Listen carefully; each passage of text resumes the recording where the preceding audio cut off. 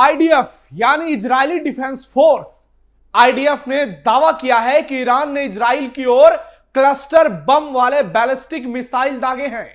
कहा जा रहा है कि मौजूदा युद्ध में ऐसे हथियारों के इस्तेमाल की यह पहली खबर है और खबर बेहद खौफनाक है। आज के दौर में क्लस्टर बम आधुनिक हथियारों में सबसे ज्यादा खतरनाक और विवादित माने जाते हैं। इसे छोटा परमाणु भी कहा जाता है। दिक्कत की बात यह है कि ये एक बड़े इलाके में कई छोटे बम फैला देते हैं। आईडीएफ का कहना है कि कुछ ईरानी क्लस्टर मिसाइलों का वॉरहेड हवा में फटकर 80 छोटे बम छोड़ सकता है। इससे कई किलोमीटर के इलाके में भारी तबाही मच सकती है। एक जगह एक बड़ा धमाका होने के बजाय कई छोटे धमाके अलग अलग जगहों पर होते हैं। इससे आम लोगों की जिंदगी तहस नहस हो जाती है। कई बार छोटे बम फटते नहीं हैं और लड़ाई खत्म होने के बाद भी जानलेवा बनी रहती है। सवाल सिर्फ तुरंत होने वाले खतरे का नहीं है। असली सवाल यह है कि ईरान ने यह टेक्निक कैसे डेवलप की, खासकर तब जब उसके हथियारों से जुड़े एक एक कार्यक्रम पर इजराइल और अमेरिका पैनी नजर रखने का दावा करता है।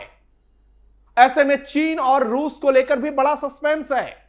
क्या ईरान ने इतना बड़ा बम बना लिया और इसमें चीन और रूस का क्या सहयोग है? यह एक बहुत बड़ा सवाल है, क्योंकि अगर ईरान इस तरीके के बम इजराइल पर आने वाले समय में बड़ी संख्या में बरसाता है तो इस युद्ध की तस्वीर कुछ और होगी। फिर आप परमाणु हमले से भी इनकार नहीं कर सकते।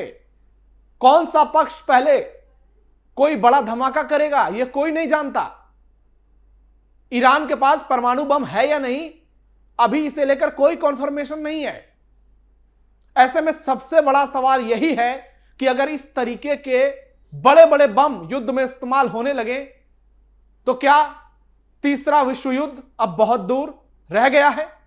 नमस्कार, टर्निंग पॉइंट में आपका स्वागत है। मैं हूं नवेंदु और आज के इस वीडियो में आपको बताऊंगा कैसे इजराइल के एक दावे से पूरी दुनिया में हड़कंप मच गया है और पूरी दुनिया यह सोचने पर मजबूर हो गई है क्या ईरान ने इजराइल पर छोटा परमाणु धमाका शुरू कर दिया है।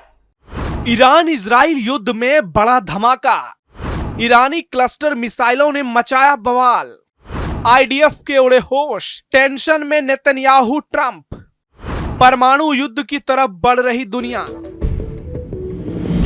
इजरायली सेना का दावा है कि हालिया हमलों में कम से कम एक ईरानी बैलिस्टिक मिसाइल जिसमें क्लस्टर बम लगे थे वो मध्य इजराइल में गिरी। रिपोर्ट के मुताबिक मिसाइल का वॉरहेड लगभग 8 किलोमीटर की ऊंचाई पर फटा। इसके बाद करीब 20 छोटे बम निकले जो लगभग 8 किलोमीटर के दायरे में फैल गए। ये छोटा बम तेल अवीव के दक्षिण में अजोर कस्बे में एक घर पर गिरा।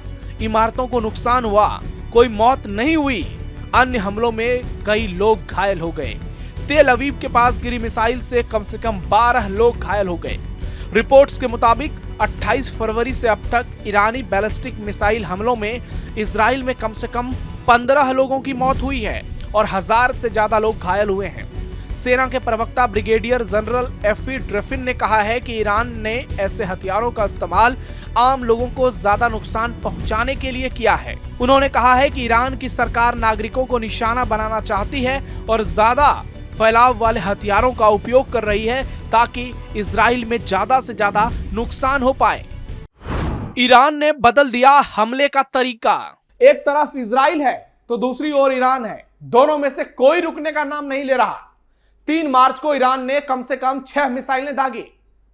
इससे एक दिन पहले भी इतने ही हमले हुए। 28 फरवरी को एक दिन में कम से कम 20 मिसाइलों से हमला दर्ज किया गया।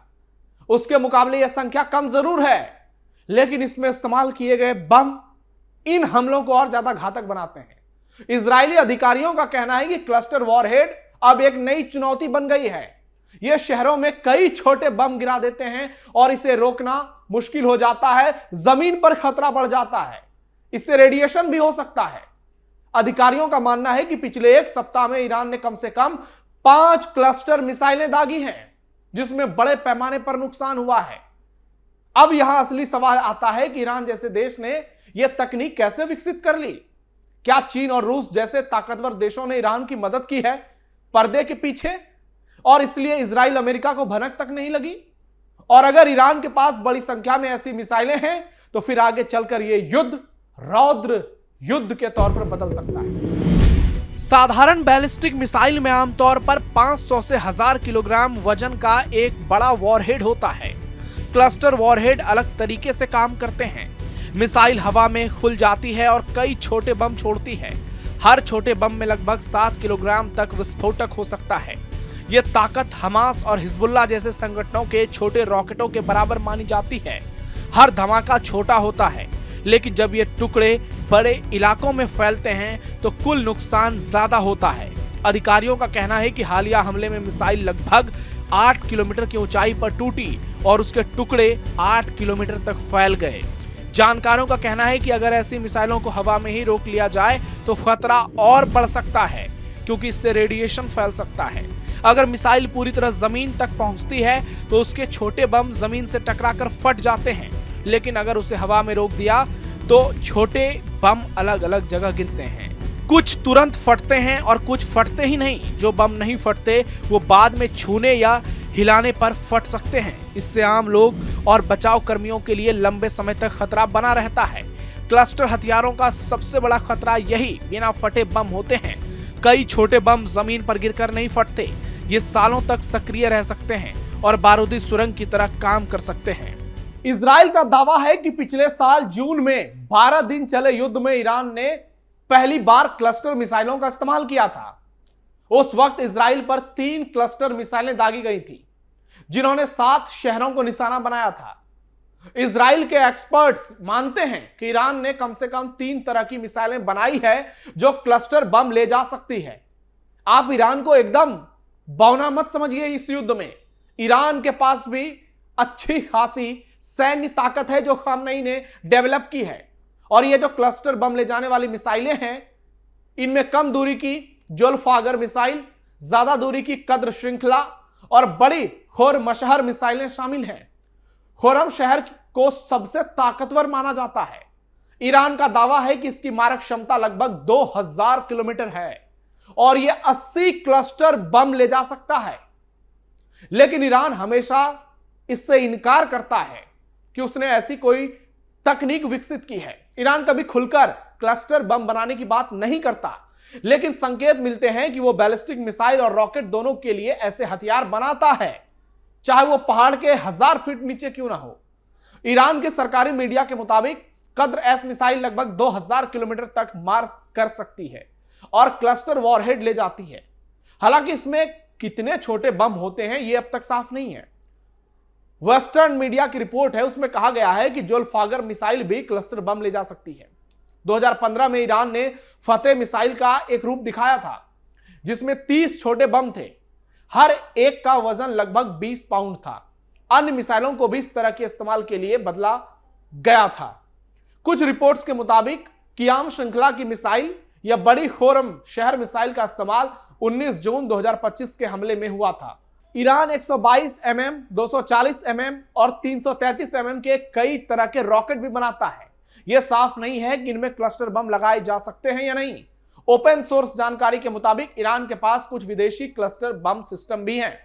इनमें KMGU, डिस्पेंसर, प्रोसैम 250 क्लस्टर बम और ब्रिटेन में बना BL 755 क्लस्टर बम शामिल हैं।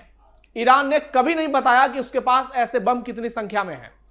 क्लस्टर हथियारों को लेकर दुनिया में लंबे समय से बहस चल रही है।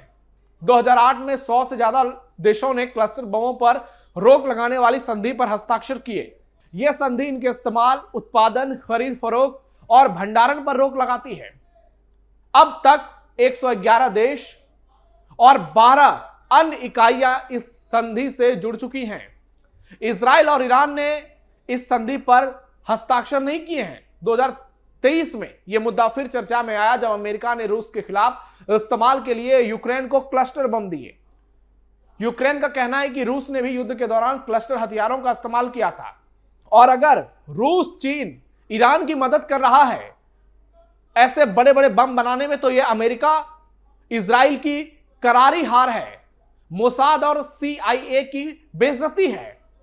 ट्रंप और नेतन्याहू के लिए एक बड़ा झटका है। और सबसे अहम सवाल है, क्या दुनिया परमाणु युद्ध की तरफ बढ़ रही है?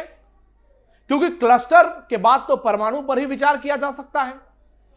ईरान के पास परमाणु बम है या नहीं, अभी इस पर सस्पेंस बरकरार है। अमेरिका दावा करता है कि उसने ईरान के सारे परमाणु ठिकाने पिछली बार उड़ा दिए थे। लेकिन अगर ऐसा होता है, परमाणु युद्ध की नौबत आती है, तो फिर आप ईरान जैसे देश पर भरोसा नहीं कर सकते, जो कट्टर देश है। जैसे पाकिस्तान है वैसे ईरान है। तो ऐसे में परमाणु युद्ध का खतरा भी बरकरार है। पूरी दुनिया इस वक्त अफरा तफरी में डूबी हुई है और ईरान इजराइल युद्ध ने हर किसी को सदमे में लाके खड़े कर दिया है। अब देखना यह होगा कि यहां से आगे क्या होता है। क्या इजराइल ईरान के बीच युद्ध थमता है, जो कि नजर नहीं आ रहा। अब तो क्लस्टर मिसाइलें उपयोग में आ रही हैं, ऐसे बड़े बड़े बम धमाके हो रहे हैं। इसलिए देखना दिलचस्प होगा कि क्या दुनिया शांति की ओर आगे बढ़ती है। क्या खामनेई के जो बेटे हैं मुस्तफा, वो कोई नया सोच लेकर सामने आते हैं, क्योंकि पुतिन मानने वाले नहीं हैं, जिनपिंग भी मानने वाले नहीं, वो पर्दे के पीछे उकसाएंगे। और दूसरी तरफ अमेरिका इजराइल की जोड़ी है। ऐसे में ये बड़े बम आगे चलकर तीसरा विश्व युद्ध करा सकते हैं, इस बात से आप इनकार नहीं कर सकते। अब आपकी क्या राय है, आप क्या सोचते हैं? और इजराइल ने जो ईरान पर इतना बड़ा आरोप लगाया है इस क्लस्टर मिसाइल के जरिए इतने बड़े बम धमाके की, आपको क्या लगता है आने वाले समय में यह दुनिया को तीसरे विश्व युद्ध की तरफ धकेल रहा है? कमेंट बॉक्स में जरूर बताइए। हमारे इस वीडियो को लाइक कीजिए, शेयर कीजिए और कैपिटल टीवी को सब्सक्राइब जरूर कीजिए। फिलहाल के लिए टर्निंग पॉइंट में इतना ही। धन्यवाद।